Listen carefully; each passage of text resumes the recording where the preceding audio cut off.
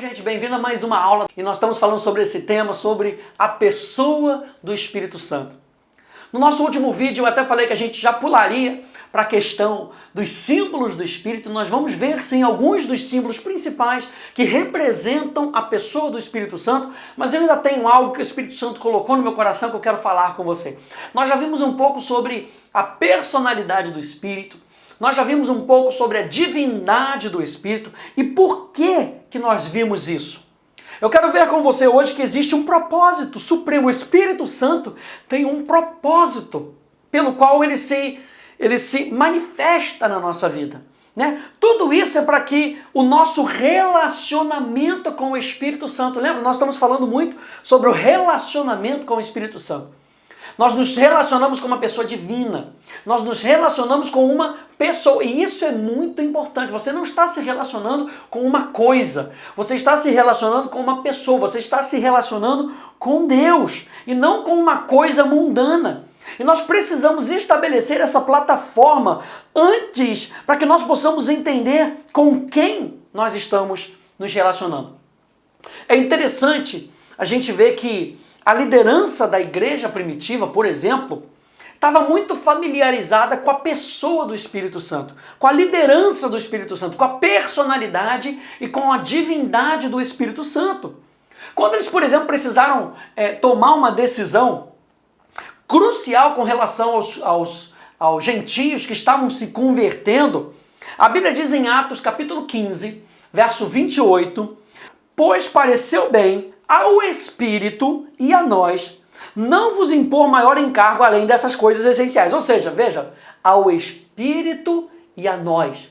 Ou seja, existia uma unidade entre a pessoa do Espírito Santo, eles e a decisão que eles deveriam tomar. Eles colocaram o Espírito Santo na frente. Por que eles colocaram o Espírito Santo na frente? Bem, nós já vimos que ele é Deus.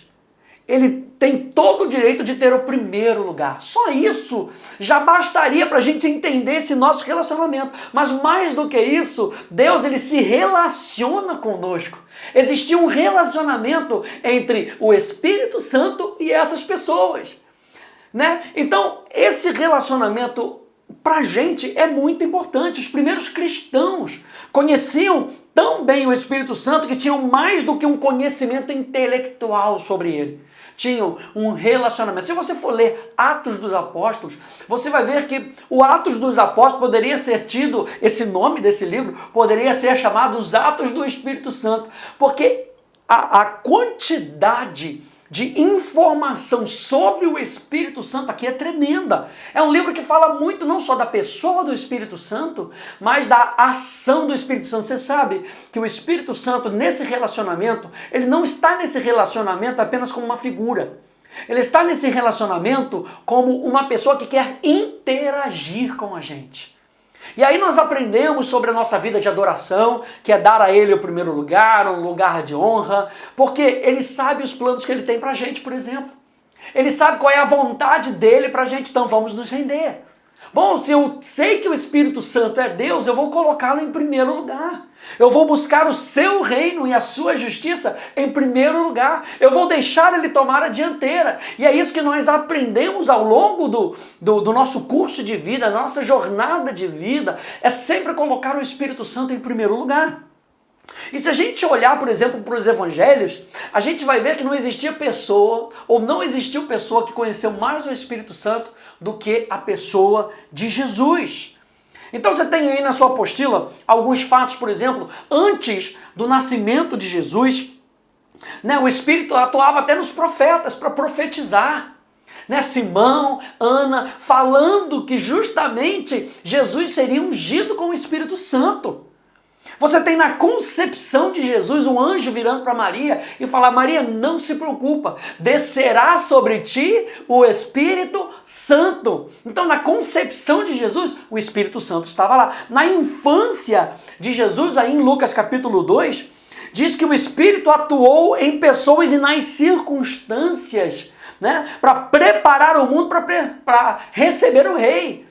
Você sabe que João Batista tinha esse chamado de preparar o caminho do Senhor. Ora, quem foi que ajudou João Batista a receber esse chamado, senão o Espírito Santo, o Espírito de Deus. Na pregação, então, de João Batista, anunciando, eis o Cordeiro de Deus que tira o pecado do mundo, né? Que faria o Espírito Santo acessível. Ele vos batizará com o Espírito Santo e com fogo. No próprio batismo de Jesus, né? Quando Jesus está sendo batizado, vem aquela pomba, a gente vai falar sobre esse símbolo da pomba um pouquinho mais para frente, vem aquela aparição do Espírito Santo como uma pomba, né? E a voz do alto dizendo, esse é o meu filho amado em quem eu me comprazo. Na própria tentação de Jesus, olha só o quanto que Jesus experimentou da presença do Espírito Santo. A Bíblia diz que Jesus, cheio do Espírito Santo, foi levado ao deserto. Em outras versões fala ele foi levado no deserto, ou guiado no deserto, falando da interação da pessoa, do Espírito Santo com Jesus, antes e durante. Quando ele sai daquele deserto, ele sai no poder do Espírito Santo. A gente está falando sobre o propósito supremo do Espírito Santo, que é trazer essa dimensão de um relacionamento. E a gente está vendo em Jesus que Jesus tinha um relacionamento com o Espírito Santo. No início do ministério de Jesus, o Espírito o encheu de poder para trabalhar. Lucas capítulo 4, quando Jesus pega o livro da lei, o livro de Isaías, e ele lê, né, o Espírito do Senhor está sobre mim. Então, no início dos trabalhos de Jesus, ele tem que atestar, o Espírito Santo está sobre mim. Eu não estou fazendo isso por qualquer coisa. Eu não estou fazendo isso de qualquer maneira. Eu ouço a voz do Pai, porque a gente vê isso, por exemplo, em João capítulo 6, Jesus amava fazer a vontade do Pai. Mas como é que ele fazia a vontade do Pai? Pelo Espírito Santo. O Espírito do Senhor me ungiu. Todo o ministério de Jesus foi acompanhado e dirigido pelo Espírito Santo. E eu acho interessante isso, porque aqui mesmo em Lucas capítulo 4, no verso 18, por exemplo, Jesus afirmou publicamente que o seu ministério era o resultado do poder do Espírito Santo. Vem aí na tela comigo. Lucas 4,16, diz, indo para Nazaré, onde fora criado, entrou num sábado na sinagoga, segundo o seu costume, e levantou-se para ler. Então lhe deram o livro do profeta Isaías, e abrindo o livro, achou o lugar onde estava escrito, o Espírito do Senhor está sobre mim, pelo que me ungiu para evangelizar os pobres. Enviou-me para proclamar libertação aos cativos e a restauração da vista aos cegos, para pôr em liberdade os oprimidos e apregoar o ano aceitável do Senhor. Tendo fechado o livro, devolveu-o ao assistente e sentou-se, e todos na sinagoga tinham os olhos fitos nele. Então passou Jesus a dizer-lhes, hoje se cumpriu a escritura que acabais de ouvir. Jesus estava falando justamente dessa interação, do relacionamento que ele tinha com o Espírito Santo. No ministério dele de orar, no ministério de oração, o ministério de ensino de Jesus, a gente encontra tudo isso, está tudo aí na sua apostila para depois você rever, mas o ministério de Jesus era muito marcado pelo Espírito Santo. O ministério de ensino de Jesus era muito marcado sobre o Espírito Santo. Jesus ensinava sobre a obra e o ministério do Espírito Santo. Jesus, antes de ascender aos céus, ele deixa muito claro para os discípulos, eu vos enviarei outro Consolador, e a gente vai ver isso um pouco mais para frente, eu vos enviarei outro Consolador, e ele vai estar com vocês, e ele vai ensinar para vocês aquilo que eu tenho ensinado, ele não vai falar coisa diferente, por quê? Porque eles estavam num relacionamento. Isso é maravilhoso, isso faz explodir o nosso coração, aleluia. Veja, o sacrifício de Cristo na cruz foi oferecido a Deus pelo poder do Espírito Santo. Está lá em Hebreus capítulo 9, 14. E a ressurreição de Cristo foi obra do Espírito Santo. Tudo isso porque o Espírito Santo era o quê? O Consolador. Veja aí na tela comigo, João capítulo 14, verso 16 e 17, diz, e eu rogarei ao Pai, e ele vos dará outro Consolador, a fim de que esteja para sempre convosco.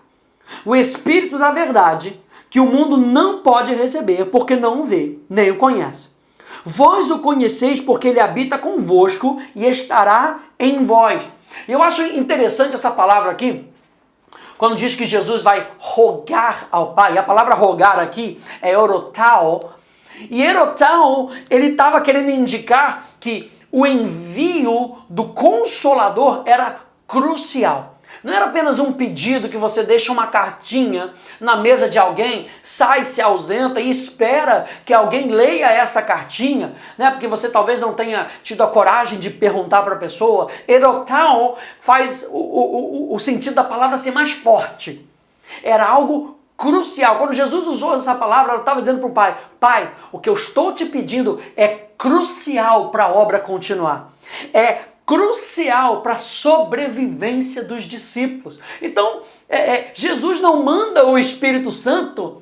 Sabe como é aquela corrida de revezamento? Ó, chegou a sua hora, vai lá, faz o seu melhor e vê o que você consegue fazer de melhor. Ó, parabéns, ó, dá o seu melhor. Jesus não virou assim para o Espírito Santo. Jesus sabia que a hora do Espírito Santo agir sobre a terra era crucial para a minha e para a sua sobrevivência como discípulos de Cristo, para a continuação da obra de Deus. É interessante a maneira como Jesus coloca de apresentar essa causa para o Pai, né? Jesus estava convencido de que o Pai não negaria o Espírito aos seus discípulos, assim como não negou a si mesmo. Tamanha a necessidade e a importância daquilo que Jesus tinha falado. Eu rogarei ao Pai e Ele vos dará. Você está entendendo que Jesus, ele já dá a resposta sabendo como era o coração do Pai. Não, eu sei que eu vou falar para Ele, eu vou apresentar a minha causa para Ele. Não sei se você está conseguindo pegar isso, mas eu vou apresentar a minha causa para Ele. E eu tenho certeza que Ele vos dará o outro Consolador. Sabe por quê? Porque se foi importante para mim, no meu ministério, estar com o Espírito Santo, vai ser importante para os meus discípulos também. Olha só essa frase: o Espírito Santo era o presente do Pai à igreja. E eu digo para você que o Espírito Santo é o presente do Pai para você. O Espírito Santo é um presente, é como se Jesus estivesse falando: Pai, esse foi um dos melhores presentes que tu me deste. Como é que Jesus passaria pelo que ele passou sem a consolação do Espírito Santo, sem conforto do Espírito Santo, sem a ajuda do Espírito Santo? Jesus sabia que o Espírito Santo era crucial. Jesus sabia disso. Então Jesus faz uma causa para o Pai e ele sabe que o Pai vai atender, sabe por quê? E ele não vai dar de qualquer maneira: ah, tá bom, é assim mesmo que tem que ser, não. Ele não vai dar de qualquer maneira, não. Ele nos dá o Espírito Santo como um presente. Eu rogarei ao Pai e Ele vos dará o outro Consolador, a fim de que esteja para sempre convosco. Aleluia. Ele está nos dando um presente que Ele sabe vai ficar com a gente até o final da nossa jornada. Esse é o Espírito Santo. Esse é Deus conosco. Aleluia. Ele é o outro Consolador. Aqui é interessante nós vermos a importância da natureza divina de Jesus, em Jesus e no Espírito, quando Jesus fala do outro Consolador. Porque essa expressão outro significa um do mesmo tipo. Então Jesus, nós já vimos isso, não estava mandando uma outra pessoa qualquer, como se essa pessoa não tivesse o mesmo tipo de pensamento, não tivesse o mesmo tipo de coração. Ele está falando: não, eu vou mandar para vocês, e quando vocês se relacionarem com eles, com o Espírito Santo, vocês vão ver, discípulos, vocês vão ver, que vocês vão se sentir como se estivessem se relacionando comigo. Sabe por quê? Presta atenção nisso, por causa da comunhão de Jesus com o Espírito. A comunhão de Jesus com o Espírito trabalhou tanto que quando Jesus tinha que passar alguma coisa, ele passava com o Espírito Santo. Quando ele tinha que curar, ele curava com o Espírito Santo. Quando ele tinha que pregar, ele pregava com o Espírito Santo. Então, ver um é ver o outro. Da mesma maneira que Filipe chega para Jesus e fala: Senhor, mostra-nos o Pai. E Jesus vira para Filipe e fala: mas se você vê o Pai, você vê a mim. Tenta entender pelo menos pelas mesmas coisas que nós realizamos. Então Jesus usa essa expressão aqui, o outro Consolador, justamente para dizer, olha só, vocês não vão estar abandonados. Eu sei que vocês estão querendo, porque vocês estão comigo, caminhando nesses 3 anos, nesses 3 anos e meio, a gente está andando junto, a gente já criou um relacionamento, mas não acha que vai vir uma pessoa diferente que vai tentar tomar o meu lugar, não. Esse é o outro Consolador. Ele é do mesmo tipo, ele tem o mesmo pensamento, ele tem o mesmo coração, ele fala da mesma maneira, ele age da mesma maneira, ele ensina da mesma maneira, ele cura da mesma maneira, aleluia, ele traz paz da mesma maneira, ele é o Espírito Santo. Tem um livro maravilhoso do Rick Renner, que é um pastor americano, chamado O Espírito Santo e Você, trabalhando juntos com a dupla dinâmica do céu. E ele diz o seguinte nesse livro: essa palavra grega transmite uma forte mensagem sobre o Espírito Santo. O versículo poderia ser traduzido desse modo: eu rogarei ao Pai e ele vos enviará alguém que é exatamente como eu, de todas as maneiras. Ele será idêntico a mim na maneira de falar, na maneira de pensar, na maneira de atuar, na maneira de ver as coisas e na maneira de fazer as coisas. Quando ele estiver presente, será como se eu estivesse presente, porque nós pensamos, nos comportamos e agimos de modo igual. Essa palavra Consolador é a palavra Paráclitos. Lembra que a gente está falando do propósito supremo do Espírito Santo. Qual é o propósito de nós termos a pessoa do Espírito Santo conosco? E dos propósitos, o propósito supremo para mim, o maior propósito, é nós termos esse relacionamento com Deus, com o Pai e com o Filho através do Espírito Santo. E é por isso que ele é chamado de Consolador. E a palavra usada aqui, mais uma vez, é uma palavra muito específica. É a palavra Paráclitos. A palavra Paráclitos era uma palavra primeiramente usada no meio jurídico daquela época, a fim de denotar alguém que defendia uma causa em favor de outra pessoa. Daí você já começa a entender a importância do Espírito Santo na nossa vida. A importância do propósito do Espírito Santo para aquilo que a gente tem para fazer. E você está aprendendo coisas tão maravilhosas aqui na Atos, que para que você possa se desenvolver nisso que você está aprendendo, eu e você precisamos do Paráclitos, do Consolador, aquele que defende uma causa em prol de outra pessoa, em favor de outra pessoa, num tribunal, que é justamente o quê? A figura do advogado. O advogado, e a gente tem um advogado porque a gente não conhece a lei de maneira perfeita. Então nós precisamos de um advogado. A palavra advogado, do latim advocare, tem o sentido de, a expressão ad é vir para junto de, e vocare, falar. Ou seja, é uma palavra que é uma pessoa que intercede no seu lugar. Está aí o advogado, no seu favor. Então, o advogado aqui é o Espírito Santo, ele está conosco, ele está advogando em nossa causa, em nosso favor. Ela descrevia um ajudador ou um assistente que estava sempre pronto e em espera para ajudar, assistir e fortalecer. De maneira nenhuma nós estamos falando aqui que o Espírito Santo é um servo nosso. Nós estamos falando algo muito mais profundo, que o Deus que criou todas as coisas e que colocou um chamado dentro de você, ele se junta com você para te ajudar a chegar onde você tem que chegar, de modo que você não chegaria nesse lugar se não fosse com a ajuda de Deus. Ele não é um servo nosso, ele é o nosso Senhor. Aliás, um dos nomes do Espírito Santo é o Senhor. Repousará sobre ele, Isaías vai dizer, capítulo 9, e repousará sobre ele o Espírito do Senhor. Ele é o nosso Senhor. Mas esse Senhor é uma pessoa. E essa pessoa vem para junto de nós, para nos ajudar na jornada. Não é maravilhoso você pensar nisso?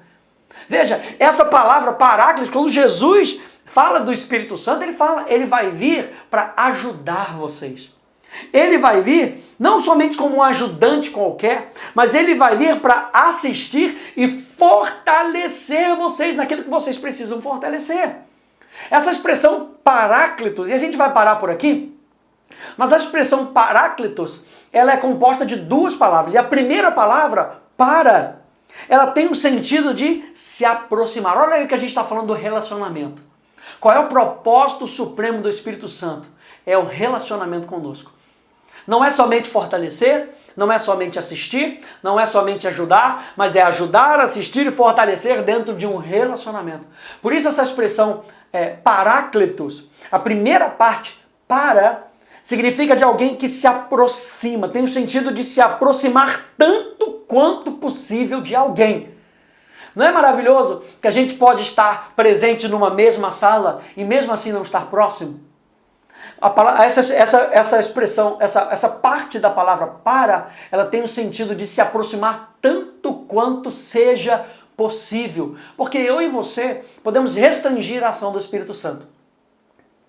Eu acho isso tão interessante, o Espírito Santo vai revelando isso no nosso coração. Eu e você podemos restringir. Então ele se aproxima o tanto quanto é possível.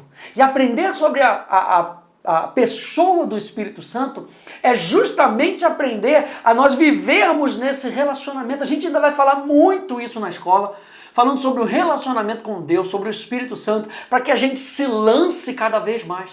E quando eu penso nessa palavra paráclitos e pego essa primeira parte, eu estou falando, nossa, o Espírito Santo ele veio para me ajudar. Mas será que eu estou deixando o Espírito Santo me ajudar? Será que eu estou me aproximando dele e permitindo com que ele se aproxime de mim para me fortalecer? Aleluia! Efésios capítulo 6, verso 10 diz, fortalecei-vos no Senhor e na força do seu poder. É uma ação onde eu preciso me abrir para que o Espírito Santo fortaleça a minha vida. Para que o Espírito Santo possa injetar mais desse poder, dessa consciência da presença dele, para que eu e você possamos viver com ele todos os dias. Tem o sentido de se aproximar tanto quanto possível de alguém. E na próxima aula a gente vai ver a palavra kaleo, que é a continuação para, e kaleo são as duas palavras que se juntam e formam a palavra paráclitos. Então a gente fica aqui com esse nosso entendimento. Qual é o propósito supremo do Espírito Santo? É vir ter um relacionamento contigo e comigo, para que a gente possa cumprir a chamada que nós fomos chamados para cumprir e sermos fortalecidos, assistidos e ajudados dentro desse relacionamento, tá bom? A gente se vê na nossa próxima aula. Deus te abençoe.